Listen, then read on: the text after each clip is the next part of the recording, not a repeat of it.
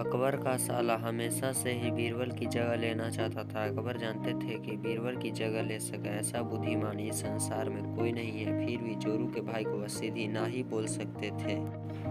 ऐसा करके वह अपनी लाडली बेगम की बेरुखी मोल नहीं लेना चाहते थे, इसलिए उन्होंने अपने साले साहब को एक कोयले से भरी बोरी दे दी और कहा कि जाओ और इसे हमारे राज्य के सबसे मकार और लालची सेठ दमड़ी लाल को बेचकर दिखाओ। अगर तुम यह काम कर गए तो तुम्हें बीरबल की जगह वजीर बना दूंगा।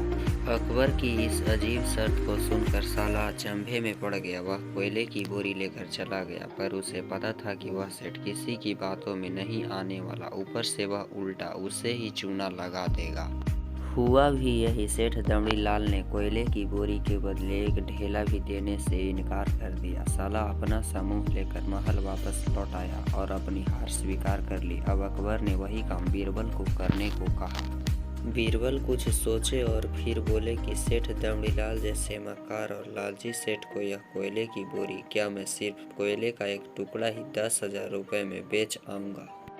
यह बोलकर वह तुरंत वहां से रवाना हो गए। सबसे पहले उसने एक दर्जी के पास जाकर एक मखमली कुर्ता सिलवाया, हीरे मोती वाली मालाएं गले में डाली, जूती पहनी और कोयले को बारीक सुरमे जैसा पिसवा ली। फिर उसने पीसे कोयले को एक सुरमे की छोटी चमकदार डिब्बी में भर लिया। इसके बाद बीरबल ने अपना भेष बदल लिया और एक मेहमान घर में रुककर इश्तिहार दे दिया कि बगदाद से बड़े शेख आए हैं जो करिश्माई सुरमा बेचते हैं, जिसे आंखों में लगाने से मरे हुए पूर्वज दिख जाते हैं, और यदि उन्होंने कहीं कोई धन गाड़ा है तो उसका पता बताते हैं। यह बात शहर में आग की तरह फैली। सेठ दमड़ी लाल को भी ये पता चली। उसने सोचा जरूर उसके पूर्वजों ने कहीं न कहीं धन गाड़ा होगा। उसने तुरंत शेख बने बीरबल से संपर्क किया और सुरमे की डिब्बी खरीदने की पेशकश की। शेख ने डिब्बी के 20,000 रुपये मांगे और मोल भाव करते करते 10,000 में बात तय हुई। पर सेठ भी होशियार था। उसने कहा, मैं अभी तुरंत ये सुरमा लगाऊंगा और अगर मुझे मेरे पूर्वज नहीं दिखे तो मैं पैसे वापस ले लूँगा। बीरबल बोला, बिल्कुल आप ऐसा कर सकते हैं। चलिए शहर के चौराहे पर चलिए और वहाँ इसे जांच लीजिए। सुरमे का चमत्कार देखने के लिए भीड़ इकट्ठा हो गई।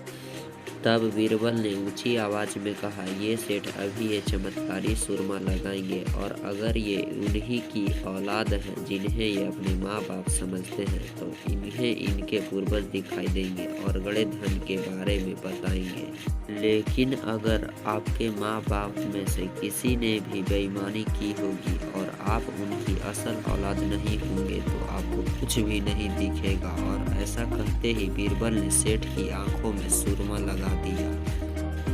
फिर क्या था, सिर खुजाते हुए सेठ ने आंखें खोली। अब दिखना तो कुछ था नहीं, पर सेठ करे भी तो क्या करे। अपनी इज्जत बचाने के लिए सेठ ने 10,000 बीरबल के हाथ थमा दी और मुंह फुलाते हुए आगे बढ़ गए। बीरबल फौरन अकबर के पास पहुंचे और रुपए थमाते हुए सारी कहानी सुना दी। अकबर का साला बिना कुछ कहे अपने घर लौट गया और अकबर बीरबल एक दूसरे को देखकर मंद मंद मुस्कुराने लगे। इस किस्से के बाद फिर कभी अकबर के साले ने बीरबल का स्थान नहीं मांगा।